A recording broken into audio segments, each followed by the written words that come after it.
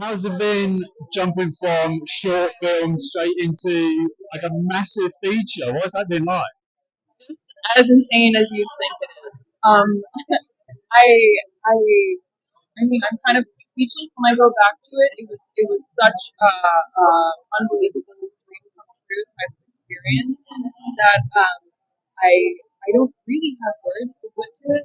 But I can tell you that Zack and his whole team and all my co-stars were so incredibly welcoming and kind and professional and talented that I really felt guided the whole time. And were they doing like stunt work? Was that like a new challenge for you to take on? Yes, definitely. I mean, I'm so uncoordinated. I don't have a dance background, so it was a big challenge. But luckily, the stunt guys are incredible. So passionate and so talented as well. So again, I felt like in the hands of the best teachers that are. And what you're hoping this is going to do for post Rebel Moon, even though we've still got part two coming out.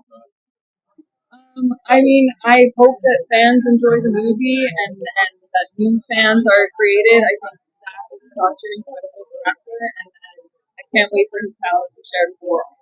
Yeah, how do you even kind of begin when you're stepping your toes into a massive new universe, like building a soundscape and a score? Like, where do you even start? Yeah, where do you start? No, it's actually really great. You know that Zack and I have been working together for over 10 years, but we've worked on a lot of properties, of which there were previous installments and previous composers and previous directors, like all the DC movies, for instance. And this is like completely fresh. It's completely new. So that comes with a double-edged sword. On one hand, it's great. It's super exciting. You can come up with new stuff. And then the other part of the blade is like, well, you better make sure that it's really good, and that it can live for a longer time period. Because obviously, we're hoping that this would be a multi-movie installment. We've always worked on the two movies at the same time, and part one and part two. So that's the bigger arc for both of the movies, and it's been incredibly exciting to work with him again. And was there anything in particular that you wanted to kind of push yourself, given that you've got this blank canvas? Was like, oh, I could try this out, or try something new in particular? Well, like with any movie, like for me, almost like 60% is like the experimentation phase, and that's the type of composer I am. I call myself a full contact composer. I get my hands dirty on instruments, drum kits, guitars, bass guitars, weird synthesizers, whatever. And so everything is like an experiment to see like where can we bring sound, where can we bring concept. And then for this particular movie, you know, it's such a big saga sci-fi movie. But actually, the music of the movie starts so incredibly small with just like a few instruments and an ethereal voice. And it's very satisfying that that actually works as the start of like a big sci-fi movie. You would think a massive orchestra or something, and it's actually completely from coming from the other side. And it's very fulfilling that those experiments actually work. So, like with your character, what's really interesting is, he's not typically a rebel. Well, particularly, I guess like Titus and everyone else, not this big warrior. I mean, is that what drew you into the character? Well, it's certainly something that I liked because I think he stands out of our ensemble in that regard. He's not, as you say, one of the warriors per se, and he's even a bit of an anti-hero, and I like that. I also thought maybe that makes him a bit more accessible, and maybe he can be someone that draws the audience into this story and this crazy world.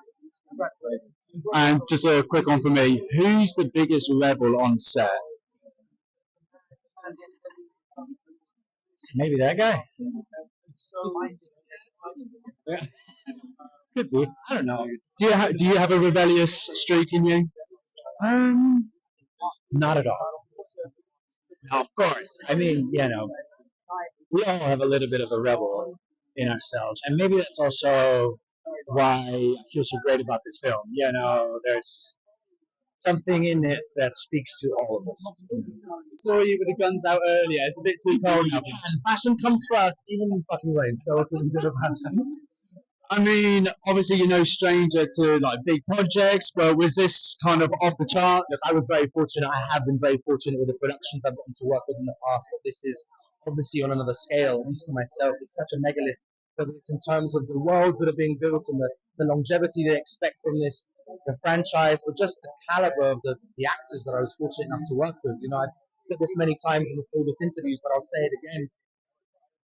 It is still sinking in the fact that I got to share a screen with people I grew up admiring, let alone become friends and peers with them. So, and again, I have to thank Zack on this. Zack created a system whereby before we even started filming, we were bound together by experience. We had to go through this rigorous military style training regime that, you know, there's a saying, we suffer in solidarity. And Victor, look at that. We suffer in solidarity, right? And so it meant that we all had a mutual respect and admiration for what we inevitably all had to go through. And that is personified through the story here, the struggle, the survival. And Zack is brilliant in that sense, because a lot of people kind of, I think, would reduce certain aspects of his aesthetic into this idea that he just loves physicality, but it's not that. He makes stories and he creates stories about warriors, the few against the many, and to do that, to pull that off, to achieve that, takes discipline, takes sacrifice, takes adaptability, and this is what we were fortunate enough to experience before we even started. So remember, once we started, we were all on the same page, we were all suffering in solidarity. I mean, talking about that physicality, you get to do some real cool stunts. Do you have a particular favourite one?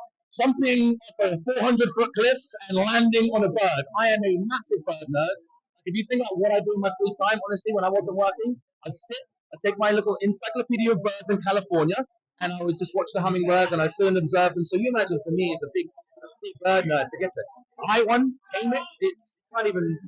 You can't even put it into words. And again, Zack was kind enough to let us do 90-something% of our own stunts. So I mean, you think about that. I mean, what a great thing for a spectator to stay with the character when this happens. Although we couldn't have done it without our amazing stunt team, I have to say they were phenomenal at helping us find the character, bring him to life physically.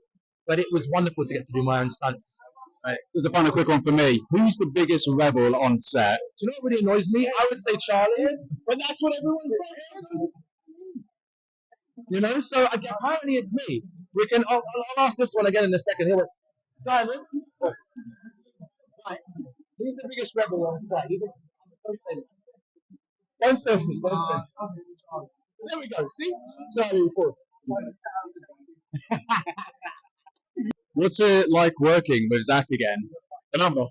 It feels like a homecoming in a way. It's an honor to be a part of this IP, and it's great to know that he's able to do exactly what he wants to do with this, and that he has the breadth of creativity that Netflix is allowing him to display. I mean, you're no stranger to stunt work, and you've got a few awesome pieces. I mean, I've got a favourite in my head, but is there a favourite of yours that you've done on Rebel Me? Anything that involved the ramps and the jumping and that sort of stuff, yeah, that stuff was really cool. And anything stunt or fight related in general. We had a great stunt crew that helped to choreograph and really plan these things out. And anything you see up there that you would attribute to us as being really great, we also got to give credit to them. Who's the biggest rebel on set? We're all rebels in our own ways, and that's the thing. You know, we all have different rebellious tactics.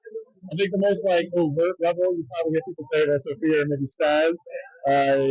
But you know, there are many ways to lead a rebellion. Thank you so much, and congrats. Appreciate it. Thank you.